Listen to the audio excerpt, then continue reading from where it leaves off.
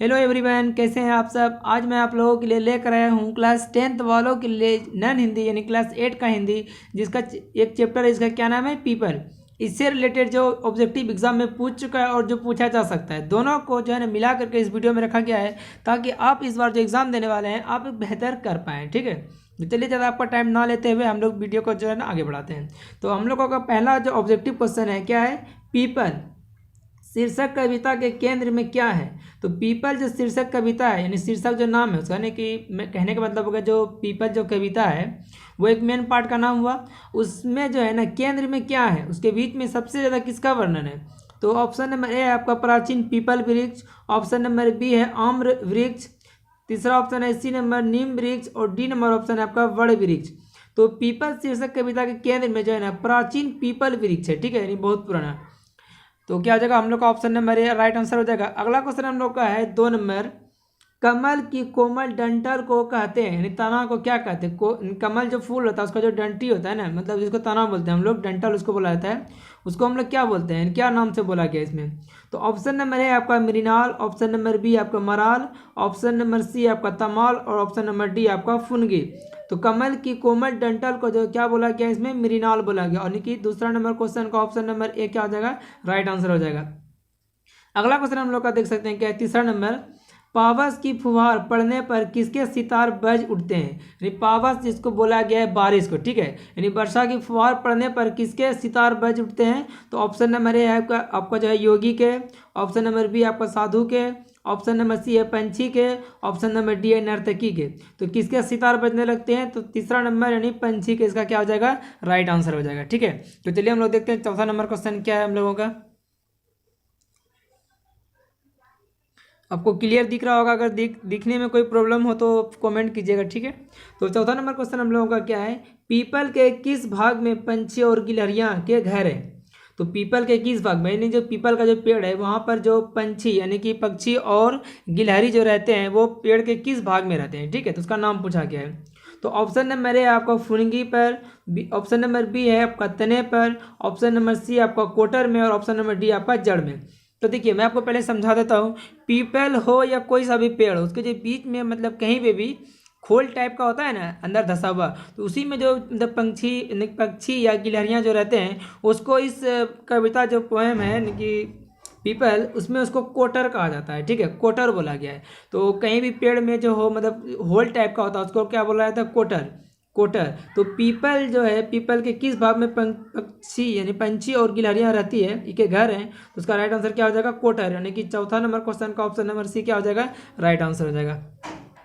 ये question important था, देख सकते हैं एग्जाम में पूछा गया है। ठीक है, तो इसलिए आप इसको बेहतर तरीके से याद कर लीजिएगा। अगला क्वेश्चन हम लोगों का है, जल के ऊपर उठता मृणाल, ठीक है, फुनगी पर खिलता कमल लाल, पंक्ति किस कविता से है। तो ये जो लाइन जो लिखा गया ये किस कविता का। तो ऑप्शन नंबर है आपका पीपल, ऑप्शन नंबर बी है बच्चे की दुआ, ऑप्शन नंबर सी है झांसी की रानी और ऑप्शन नंबर डी आपका कर्मवीर। तो ये जो लाइन लिखा गया है वो पीपल कविता का है, किसका है, पीपल कविता का। तो ऑप्शन नंबर ए क्या हो जाएगा आपका, राइट आंसर हो जाएगा। अगला क्वेश्चन 6 नंबर देख सकते हैं हम लोग का क्या है, छायावादी कविता की उल्लेखनीय विशेषता है। छायावादी जो कविता है उसका उल्लेखनीय विशेषता क्या है, इन्हें वो किसका उल्लेख करते हैं। तो ऑप्शन नंबर है आपका प्रकृति चित्रण, ऑप्शन नंबर बी आपका यथार्थ चित्रण और ऑप्शन नंबर सी है श्रमिक वर्ग की वकालत और ऑप्शन नंबर डी है वसंत ऋतु की विशेषता। तो छायावादी जो कविता होते हैं ना, तो उसमें किसका चित्रण करते हैं, विशेषता बताते हैं प्रकृति का।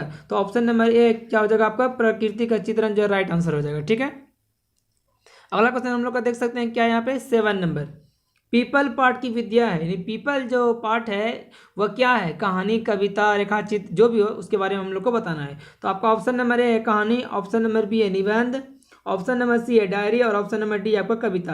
तो पीपल जो पाठ की विद्या है वो क्या है, कविता। तो ऑप्शन नंबर डी आपका क्या हो जाएगा, राइट आंसर हो जाएगा। ठीक है, अगला क्वेश्चन हम लोग का क्या है यहाँ पे देख सकते हैं 8 नंबर है, कवि के अनुसार पीपल के पत्ते का आकार है। तो कवि के अनुसार जो उसमें जो कविता जो लिखे हैं जिस कवि ने, उसके अनुसार पीपल के पत्ते का आकार कैसा बताया गया है। ये क्वेश्चन इंपॉर्टेंट है और पूछा भी गया है। ठीक है, ऑप्शन नंबर ए आपका गोल, ऑप्शन नंबर बी है आपका लंबा, ऑप्शन नंबर सी है त्रिकोण, ऑप्शन नंबर डी है पतला। तो कवि के अनुसार पीपल के पत्ते का आकार क्या है, गोल है। ऑप्शन नंबर ए आपका क्या हो जाएगा, राइट आंसर। अगला क्वेश्चन हम लोग का देख सकते हैं क्या यहाँ पे, निर्झर के पास, निर्झर के पास पीपल सुनता रहता कल कल छल छल, यह पंक्ति किसके द्वारा रचित है? तो ये निर्झर मतलब होता है झरना टाइप का, ठीक है, नदी।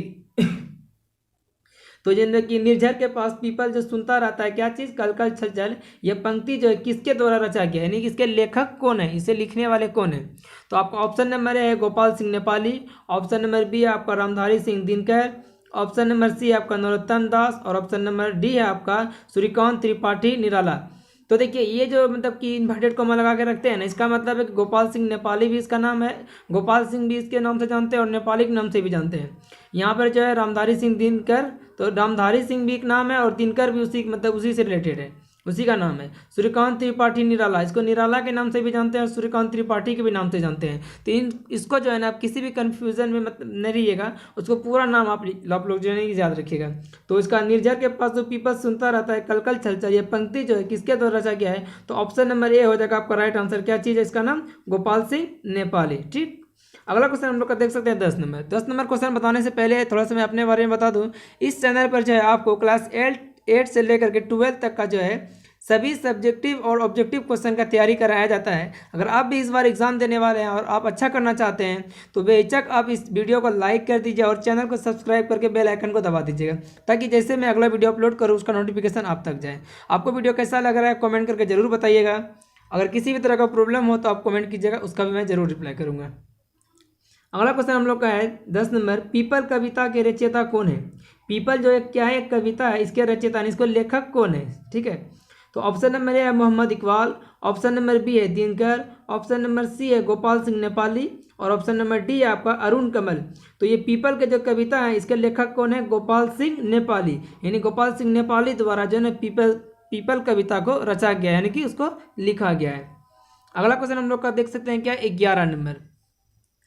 11 नंबर क्वेश्चन है, पीपल के आसपास कौन कौन पेड़ है? तो यानी कि पीपल का जो पेड़ होता है ना बहुत बड़ा होता है, उसके आसपास में भी कविता में बताया गया है कि बहुत सारे पेड़ हैं। ठीक है, तो कौन कौन सा पेड़ है उसके बारे में बताया गया। तो ऑप्शन नंबर ए है आपका जामुन, ऑप्शन नंबर बी है आपका इमली, ऑप्शन नंबर सी है आपका करील, ऑप्शन नंबर डी है आपका सभी। ठीक है, तो पीपल के आसपास कौन कौन से पेड़ हैं? तो सभी पेड़ हैं, जामुन का भी है, इमली का भी है, करील का भी है, और इनकी उसको और भी बहुत सारे पेड़ थे। तो उसको जब तीनों ऑप्शन सही है तो इसका मतलब चौथा ऑप्शन क्या हो जाएगा? डी, यानी सभी। ठीक है, अगला क्वेश्चन हम लोग का देखते हैं क्या है यहाँ पे 12 नंबर। इंपॉर्टेंट क्वेश्चन है, एग्जाम में पूछा गया है। प्रकृति चित्रण डैश, ठीक है, कविता की उल्लेखनीय विशेषता है। तो प्रकृति चित्रण जो होता है ना किस कविता, उनकी कविता जो उल्लेखनीय विशेषता है किसका? तो ऑप्शन नंबर ए है प्रगतिवादी, ऑप्शन नंबर बी है प्रयोगवादी, ऑप्शन नंबर सी है छायावादी, और ऑप्शन नंबर डी है आपका रीतिकालीन।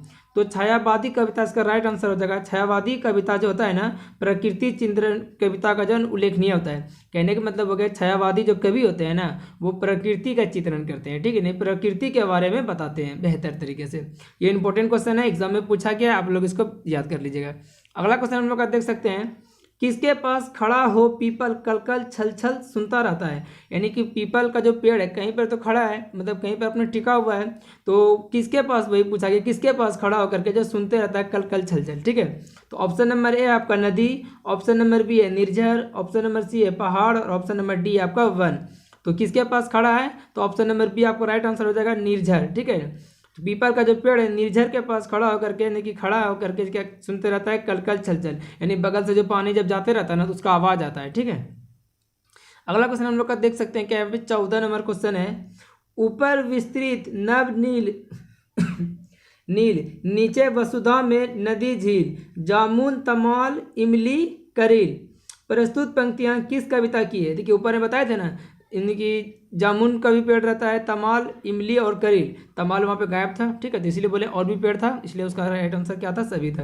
प्रस्तुत पंक्तियाँ किस कविता की, यानी यह जो पंक्ति जो लाइन है वो किस कविता का है? तो ऑप्शन नंबर ए है आपका कर्मवीर, ऑप्शन नंबर बी है आपका बच्चे की दुआ, ऑप्शन नंबर सी है आपका पीपल, और ऑप्शन नंबर डी आपका खुशबू रचते हैं हाथ। ठीक है, तो ये जो लाइन लिखा गया है ना वो पीपल कविता का है। किसका है? पीपल कविता का। देखिए आप जो है ना, मान के चलिए कुछ ऑब्जेक्टिव को आप कहानी नहीं भी पढ़ेंगे तो बना लेंगे, लेकिन अब जब कविता हो या कहानी हो, आप उसको जब पूरे तरीके से बेहतर तरीके से पढ़ लेते हैं ना, तो उसका लाइन आप पढ़ने के साथ ही आप उसको बना सकते हैं। अब मान के चलिए आप कविता नहीं या कहानी नहीं पढ़ते हैं तो आपको समझ में नहीं आएगा देने के बाद कि यह जो है वो किस कविता का पंक्ति यानी किस कहानी का लाइन है, कुछ भी आपको समझ में नहीं आएगा। तो इसलिए जो है आप लोग डेली का अपना रूटीन बना लें, जिसमें कि एक कहानी कविता जो भी है ना उसको एक टॉपिक को कवर कर दे, एक पार्ट को, यानी एक अभ्यास। अगला क्वेश्चन हम लोग का 15 नंबर है, कवि के अनुसार पीपल के पत्ते हिलते रहते हैं। तो कवि के अनुसार जो पीपल का जो पत्ता हिलता है ना, तो कवि के अनुसार वो कैसे बहता है। ऑप्शन नंबर है आपका यानी कैसे हिलता है, तो ऑप्शन नंबर ए है अच्छा अच्छा, ऑप्शन नंबर बी है बह बह, ऑप्शन नंबर सी है रह रह, ऑप्शन नंबर डी आपका कह कह। तो पीपल का पत्ता जो हिलते रहता है ना, वो कैसे हिलते रहता है, रह रह के। ठीक है, तो ऑप्शन नंबर सी आपका क्या हो जाएगा, राइट आंसर हो जाएगा। अगला क्वेश्चन और लास्ट क्वेश्चन हम लोग का है 16 नंबर, गोपाल सिंह नेपाली की रचना है। यानी गोपाल, नीचे जो आपका 4 ऑप्शन है उनमें कोई सा एक ऐसा है ऑप्शन सही जो उसको किसके द्वारा लिखा गया है, गोपाल सिंह नेपाली के द्वारा इनकी रचा गया या लिखा गया है। तो ऑप्शन नंबर ए आपका तू जिंदा है तो, ऑप्शन नंबर बी है पीपल, ऑप्शन नंबर सी है कर्मवीर, और ऑप्शन नंबर डी आपका सुदामा चरित्र। तो गोपाल सिंह नेपाली के द्वारा रचा गया है, कौन सा है कविता है, तो ऑप्शन नंबर बी आपका राइट आंसर हो जाएगा पीपल। तो चलिए मिलते हैं आपसे अगले वीडियो में, तब तक के लिए bye. Thanks for watching my video. अगर वीडियो अच्छा लगा तो वीडियो को लाइक और चैनल को सब्सक्राइब जरूर कर दीजिएगा, साथ में बेल आइकन को प्रेस कर दीजिएगा ताकि जैसे मैं अगला वीडियो अपलोड करूँ उसका नोटिफिकेशन आप तक पहुँच जाए। आप लोगों के तरफ से इतना सारा प्यार और सपोर्ट के लिए थैंक यू सो मच। आप लोग बेहतर तरीके से पढ़ाई करें, किसी भी तरह का टेंशन ना लें, अभी भी बहुत वक्त है आपके पास, आप बेहतर कर सकते हैं। बस जुनून होना चाहिए आपके अंदर कि हाँ हमें ये करना है, ये कर दिखाना है। आपके अंदर अगर ये चीज़ है कि हाँ हम कर सकते हैं, तो आप बिलीव मानिए, believe in your self, you can do it. आप कर सकते हैं। आप किसी भी ये नहीं कि वो ऐसा बोल रहा है कि तुम नहीं कर सकोगे।